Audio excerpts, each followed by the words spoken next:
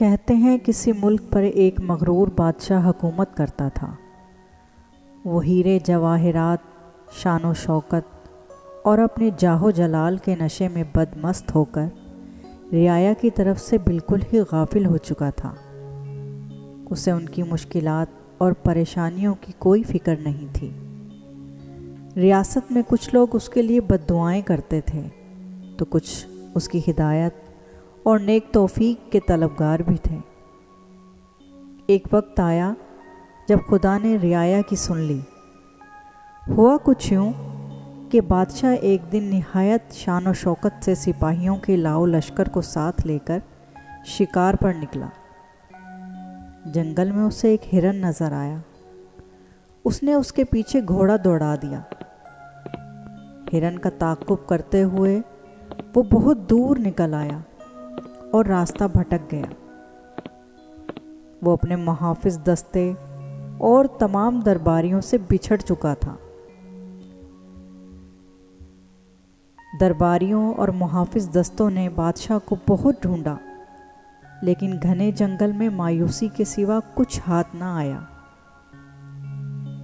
یوں بھی رعایا کی طرح بادشاہ کے سپاہی اور درباری سبھی اس کی اکڑ اور غرور سے تنگ آ چکے تھے۔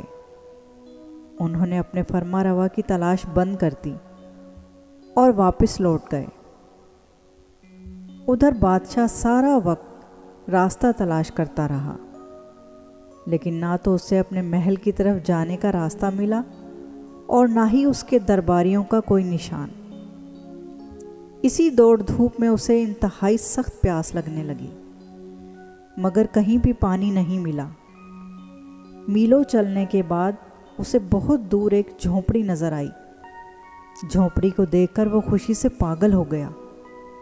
اس نے سرپٹ گھوڑا دوڑایا اور جھونپڑی تک جا پہنچا۔ جھونپڑی کے باہر اس نے ایک بزرگ کو بیٹھے ہوئے عبادت میں مشغول دیکھا۔ جھونپڑی میں ایک طرف کونے میں پانی کا گھڑا رکھا ہوا تھا۔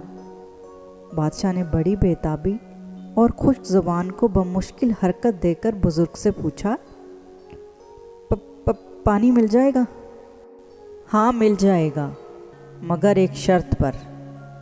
بزرگ کی روبدار آواز جھونپڑی میں سنائی دی۔ مجھے شرط منظور ہے، میں اس سلطنت کا حکمراں ہوں، بس مجھے پانی پلا دیں، بادشاہ نے انتہائی بےتابی سے کہا۔ مگر اس موقع پر بھی اس نے اپنی امارت کا احساس دلانا ضروری سمجھا۔ پہلے شرط سن لو، پانی کے گلاس کے بدلے میں تم سے تمہاری پوری سلطنت لوں گا، بزرگ نے درستی سے کہا۔ پوری سلطنت ایک گلاس پانی کے بدلے؟ بادشاہ نے حیرت سے پوچھا۔ بزرگ نے کرخت لہجے میں کہا، ہاں منظور ہے تو ٹھیک، ورنہ یہاں سے چلے جاؤ اور مجھے عبادت کرنے دو۔ پیاس کی شدت سے بادشاہ کو اپنا دم نکلتا ہوا محسوس ہو رہا تھا۔ اس نے نڈھال ہو کر کہا، مجھے منظور ہے، اب مجھے پانی دے دیں۔ پانی پی کر بادشاہ کی جان میں جان آئی تو وہ بزرگ سے کہنے لگے، وعدے کے مطابق اب میں بادشاہ نہیں رہا، آپ میری جگہ بادشاہ ہو گئے ہیں۔ ٹھیک ہے، آپ میرے ساتھ میرے محل چلیں اور تخت سنبھال کر مجھے وہاں سے رخصت کر دیں۔ بادشاہ کی بات سن کر بزرگ نے مسکراتے ہوئے ایک بے نیازی کے ساتھ کہا، جس سلطنت کی قیمت ایک گلاس پانی ہو، اس کی حقیر بادشاہت لے کر میں کیا کروں گا؟ یہ سن کر بادشاہ بہت شرمندہ ہوا۔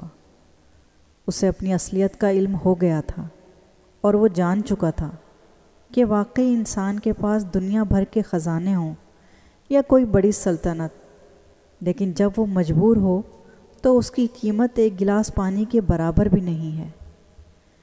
بادشاہ کے دل سے شان و شوکت اور اپنی عمارات کا سارا ذوق و شوق، ہر خواہش گویا جاتی رہی۔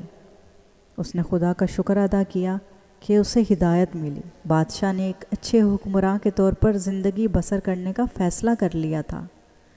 تب اس بزرگ نے بادشاہ کو گھنے جنگل سے نکالا اور محل تک کا راستہ دکھایا۔ اس موقع پر بادشاہ نے بزرگ سے وعدہ کیا کہ وہ اللہ کے بندوں کے ساتھ بھلائی کرے گا اور ہمیشہ اپنی رعایا کے ساتھ مخلص رہے گا اور ان کی خبر گیری کرتا رہے گا۔